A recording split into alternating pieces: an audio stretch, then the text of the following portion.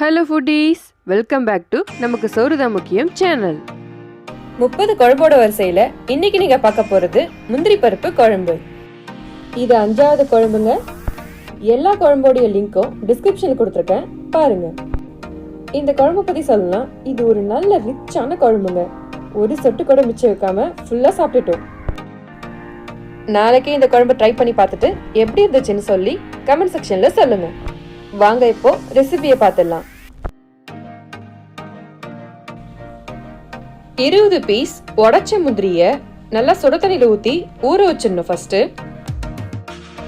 1.5 spoon பட்டர்ல 20 number முந்திரிய போட்டு வறுத்து எடுத்துக்கலாம். பட்டர் இல்லைன்னா நெய் கூட யூஸ் பண்ணிக்கோங்க. இது எங்க ஊரு பண்டூட்டி முந்திரி.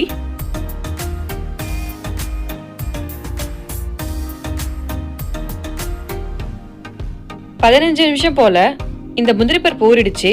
இப்போ இதை நல்லா ஃபைன் பேஸ்டா அரைச்சி எடுத்துக்கலாம். இந்த மாதிரி ஃப்ரை பண்ண முந்திரியும் நல்லா வறுபட்டுடுச்சு. இப்போ இதையும் எடுத்து வச்சுக்கலாம். இன்னும் இந்த குழம்புக்கு 2 பேஸ்ட் ரெடி பண்ணணும். 2 பெரிய வெங்காயம் 2 பச்சை மிளகாய் போட்டு நல்லா அரைச்சி எடுத்துக்க போறேன் பேஸ்டா.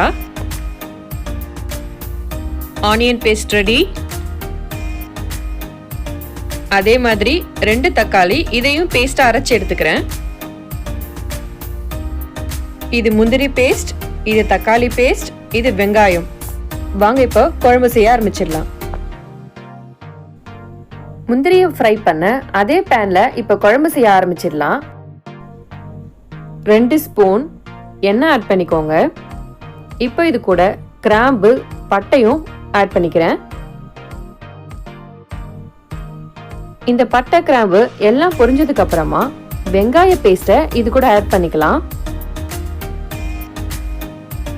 வெங்காயத்தை நல்லா வதக்கிட்டு இப்போ இது கூட தக்காளி பேஸ்டையும் ஆட் பண்ணிக்கோங்க. இது ரெண்டுத்தையும் கலந்து விட்டுட்டு 2 நிமிஷம் போல வதக்கிக்கோங்க. இப்போ மசாலாலாம் ஆட் பண்ணிக்கலாம். 1 டீஸ்பூன் மஞ்சத்தூள், 1 டீஸ்பூன் கார மிளகாய்த்தூள், 1 டீஸ்பூன் குழம்பு மிளகாய்த்தூள், 1 டீஸ்பூன் மல்லித்தூள், தேவையான அளவு உப்பு, கடைசியா 1/2 டீஸ்பூன் கரம் மசாலா. எல்லாத்தையும் நல்லா கலந்து விட்டுட்டு ஒரு லிட்டு போட்டு மூடிடுங்க. எண்ணெய் செப்பரேட் ஆகட்டும்.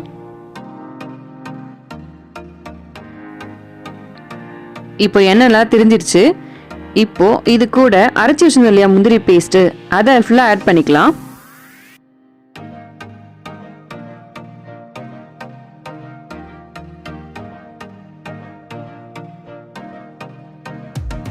ஃபுல்லாக கலந்து விட்டதுக்கு அப்புறமா 1 டீஸ்பூன் பட்டர் ஆட் பண்ணி நல்லா வதக்கிக்கோங்க.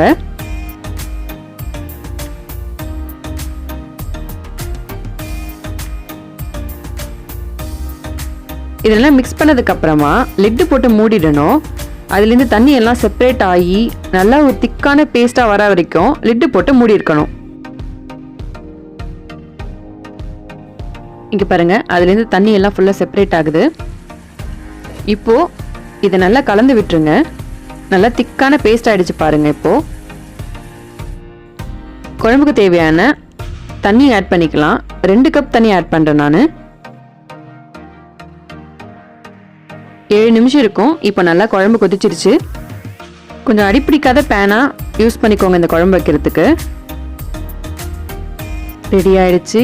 அவ்வளோதான். இப்போ நம்ம வறுத்து வச்சிருக்க முந்திரியை ஆட் பண்ணிக்கலாம்.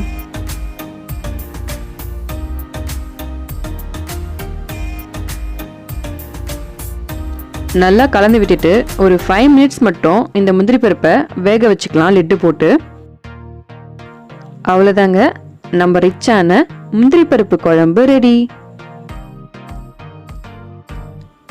செமங்க, நம்மளுடைய முந்திரி பருப்பு குழம்பு ரெடி ஆயிடுச்சு. கண்டிப்பா இந்த வீக் ஒரு நாள் இந்த குழம்பு ட்ரை பண்ணி பாருங்க. உங்க வீட்டில் கண்டிப்பா எல்லாருக்குமே இது ரொம்ப பிடிக்கும். தேங்க்ஸ் ஃபார் சப்போர்ட்டிங் நமக்கு soru தான் முக்கியம் சேனல். இந்த வீடியோ பிடிச்சிருந்தா லைக் பண்ணுங்க, உங்க ஃப்ரெண்ட்ஸ் அண்ட் ஃபேமிலிஸோட ஷேர் பண்ணுங்க. இந்த சேனலோட வீடியோவை ஃபர்ஸ்ட் டைம் பார்க்குறீங்கன்னா சப்ஸ்கிரைப் பண்ணுங்க. பக்கத்தில் இருக்க பெல் ஐக்கானையும் கிளிக் பண்ணிக்கோங்க. அப்பதான் நம்மளுடைய வீடியோ எல்லாமே உங்களை ரீச் ஆகும்.